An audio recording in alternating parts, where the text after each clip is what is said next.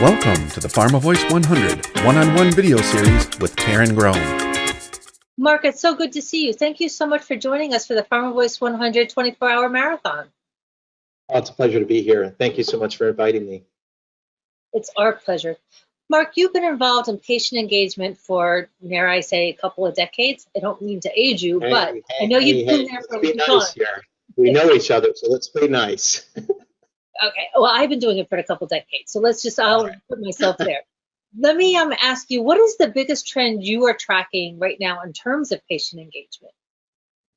I think the biggest trend is the artificial intelligence. But, before you go down that road, you really have to go back in time to really look at the journey of what's been happening with the patient. A long time ago, as you know, there was just KOLs or thought leaders out in the marketplace. And now over time, you see this trend where due to the internet, due to the digital, you now have digital thought leaders.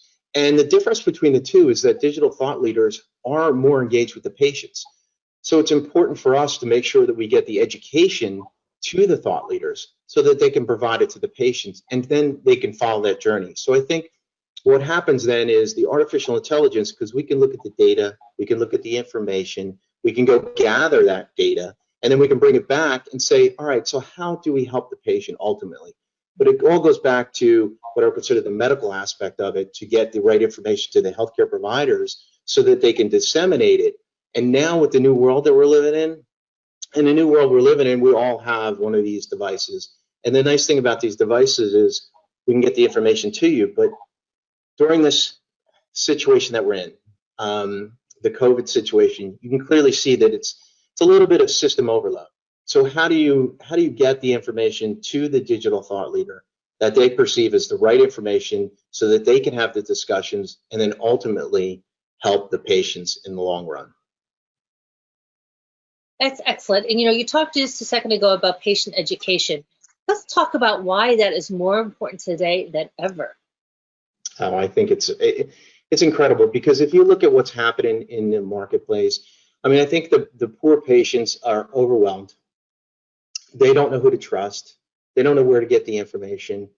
And, when you really look at it too, the healthcare system is very, very complicated.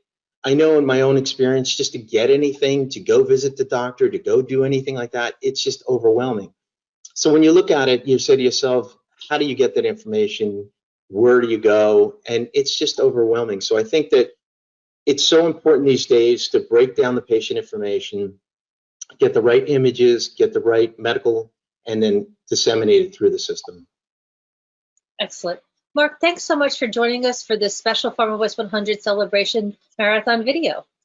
Oh, it's an honor, and thank you so much. For more PharmaVOICE 100 content, visit www.pharmavoice100.com.